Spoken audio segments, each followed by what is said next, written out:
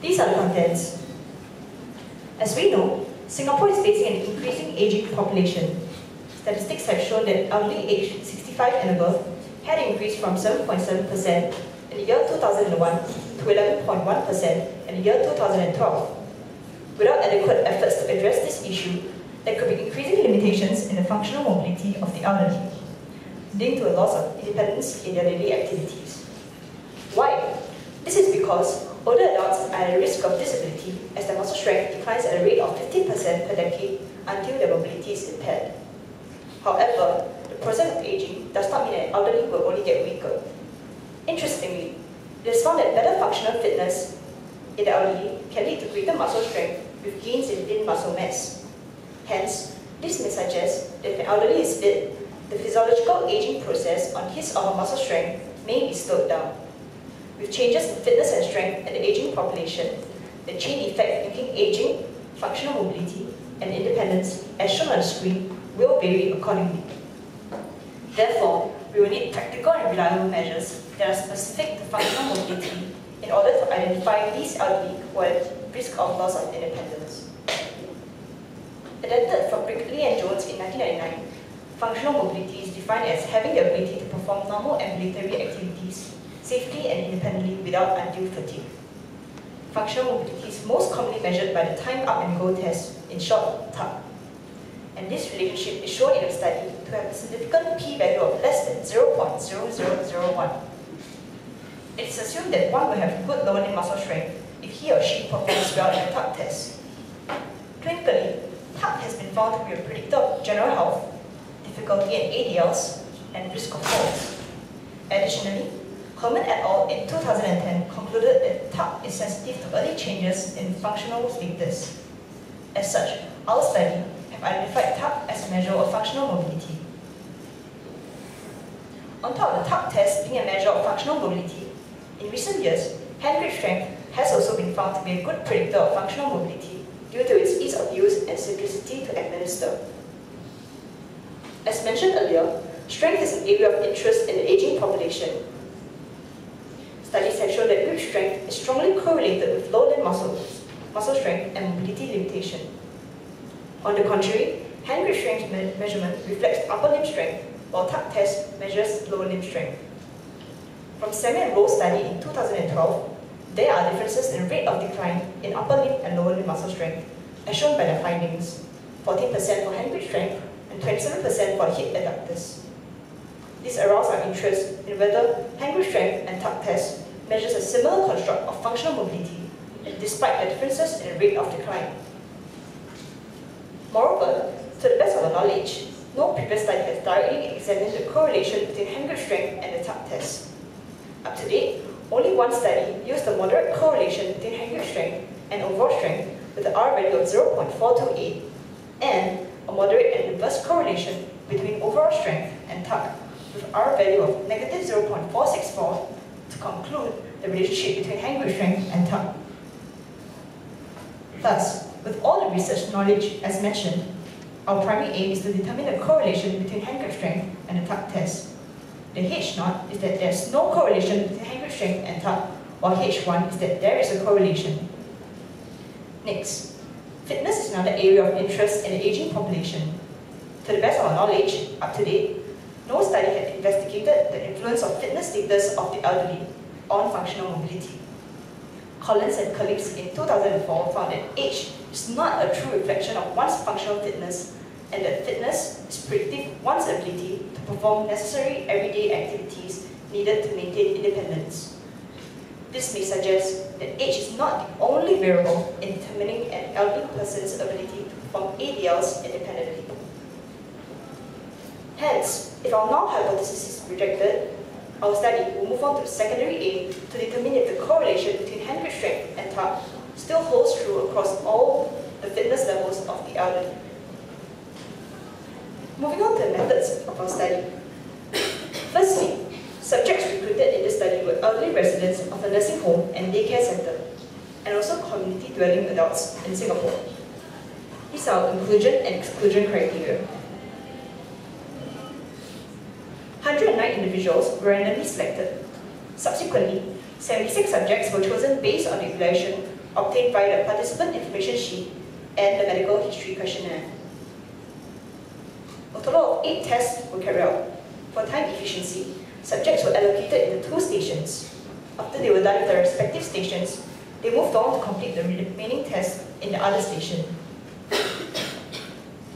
During the study, 7 subjects were eliminated, 2 due to decreased cooperation and 5 due to physical pain in the limbs. The final sample size used was 69. The procedures took approximately 45 minutes for each subject. Next, I'll hand over the time to Tian Xing to continue to further elaborate on our study. Thank you, Wen Tian. Now I will talk about the measures used in our study. Static hand grip strength was measured using a JAMA handheld dynamometer, a commonly used tool. Our study reported a high inter-tester reliability, which is in line with the findings from other studies. Secondly, the tuck test was used to measure walking ability and fall risk. Again, our study showed a high inter-tester reliability, which is in agreement with studies concluding that tuck is valid and reliable. Thirdly, the 6 components of SFT, namely chair stand, chair sit and reach, arm curl, 8 foot up and go, back scratch, and 2-minute step were used to measure fitness of the elderly. The areas that have been assessed are aerobic endurance, upper and lower body strength and flexibility, agility, and dynamic balance. The SFT is a well-established functional fitness assessment for the elderly population, according to Wrigley and Jones in 2001. In the statistical analysis, we used the SPSS version 18. Both the hand grip strength and the tuck test were found to be normally distributed. Next, the Pearson's correlation was used to determine the correlation between hand grip strength and tuck test. We consider the data to be statistically significant if the p-value was less than 0.05. After which, we used the Z transformation formula on the SFT raw scores to create a SFT total score, SFTT, which will be further elaborated in the next slide. Subsequently, regression analysis was used to determine which of the 4 independent variables are important predictors of either hand grip strength or tuck. As mentioned earlier, the 6 tests of SFT measure 6 different components separately. However, we wanted to generate an overall fitness level for the elderly. Therefore, we applied the Z transformation formula to the SFT raw scores. The overall score obtained was named SFTT, which stands for Senior Fitness Test Total Scores. After which, all the subscores of each SFT component was summed up. Finally, an addition of 10 to the total subscores was done in order to create a range of positive scores for easy clinical interpretation. From the Pearson's correlation test, we found a statistically significant correlation between hand grip strength and tuck. However, the R value of negative 0.348 indicates a weak and inverse correlation between the 2 variables. Hence, our group noted a clinical irrelevance to further determine our secondary aim. We then moved on to investigate the influence of the possible confounding factors on hand grip strength. For the 4 independent variables as shown, gender and environment were given numerical codes. Environment encompasses nursing home, daycare center, and community. In our study, we define environment as the amount of activity and motivation offered by the available facilities and human resources in the surroundings. In our analysis, linear regression was done to explore the possible confounding factors as shown on the screen to tuck test and hand grip respectively. The findings show that hand grip strength decreases with increasing age.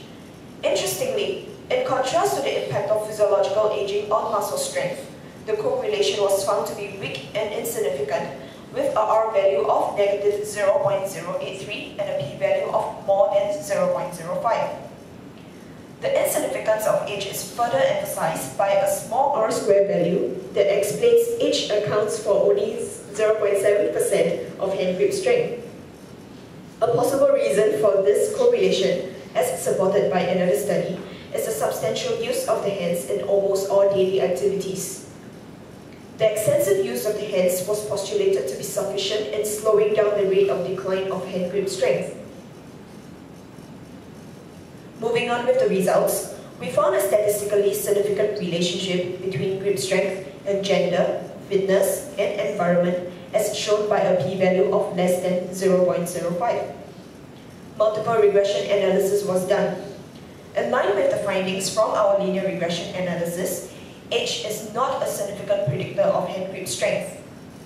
Analyzed against hand grip strength, the R-square value of fitness, gender, and environment is 0.582. This means that these three variables explain close to 60% of the differences in hand grip strength.